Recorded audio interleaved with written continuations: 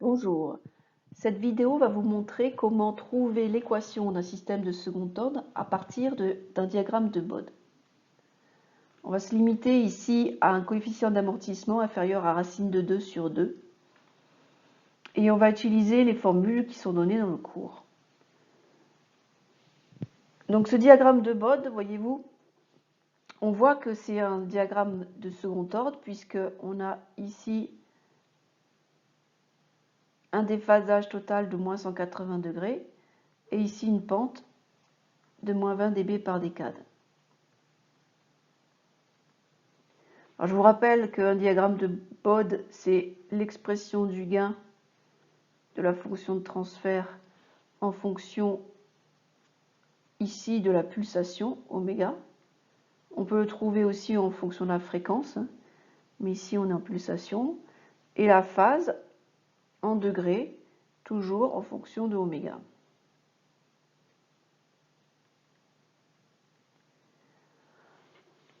Donc ce qui nous intéresse dans cette vidéo, c'est de trouver les coefficients, les valeurs des coefficients A, M et oméga 0. Pour trouver A, c'est la même démarche que lorsque vous avez un système de premier ordre. Vous allez regarder la valeur à l'origine de votre courbe. Cette valeur que je vais appeler G0, ici, par lecture, on voit qu'elle fait 15 dB. Donc cela veut dire que 20 log de A est égal à 15. Donc A, c'est 10 puissance 15 sur 20, ce qui fait 5,6. Voilà pour A.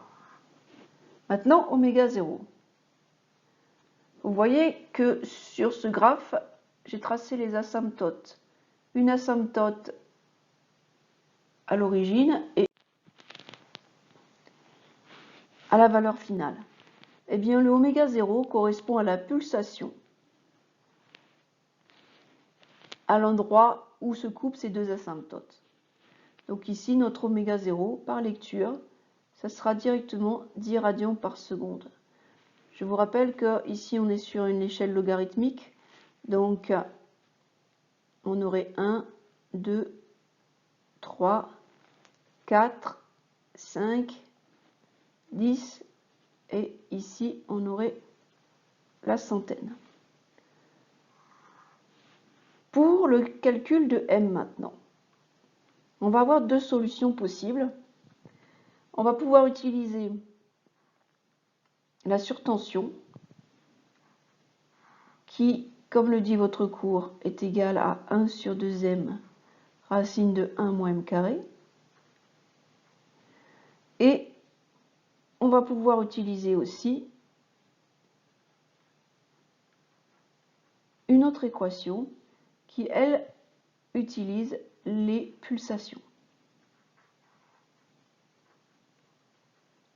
Alors c'est là qu'on voit que cette méthode ne peut s'utiliser qu'avec un coefficient d'amortissement inférieur à racine de 2 sur 2, parce qu'il faut absolument que vous ayez une petite déformation de votre courbe ici. Donc si j'exprime l'écart entre ma valeur à l'origine et la valeur maximum de ma courbe, je vais l'appeler Y, ici je vais trouver 6 dB.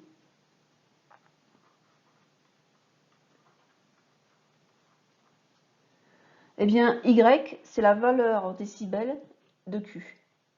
Donc en réalité, j'ai 20 log de Q qui sont égales à 6 dB. Par la même équation que tout à l'heure, on va trouver Q qui est égal à 10 puissance 6 sur 20, qui va nous faire une valeur de 2. Et lorsqu'on va remplacer ceci dans l'équation, on va trouver petit m égal à 0,26. 26. Alors évidemment, c'est une équation du second ordre, donc vous allez avoir plusieurs valeurs possibles. Simplement, il faut prendre la valeur qui est inférieure à racine de 2 et qui n'est pas négative. Si jamais on veut utiliser l'autre équation, il va falloir trouver oméga R. Oméga R, c'est la pulsation qui correspond au point le plus haut, c'est-à-dire au maximum ici.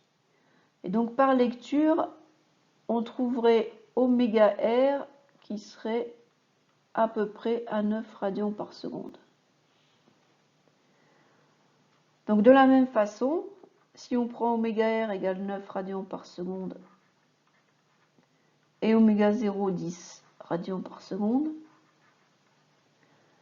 eh bien on va aussi trouver une équation du second ordre qui va nous donner deux solutions, mais on prendra la solution positive. Donc M égale 0,3. Vous voyez qu'on est un petit peu... On est proche du 0,26 de tout à l'heure, mais le coefficient de surtension donnerait une valeur un peu plus précise, à savoir que c'est toujours des valeurs lues, donc on a toujours une petite erreur dessus. Donc à partir du moment où vous avez toutes ces valeurs, vous pouvez réécrire l'équation complète. T de P égale A, c'est 5,6 sur 1 plus 2 fois M, je vais prendre 0,3, sur oméga 0, c'est 10, plus P carré sur oméga 0 carré, qui est 10 au carré. Si vous prenez la valeur de 0,26, c'est pas faux non plus. Ici, on est vraiment dans des résolutions graphiques, donc qui ne sont pas très précises. Voilà donc l'équation qui correspond à la courbe de Bode obtenue.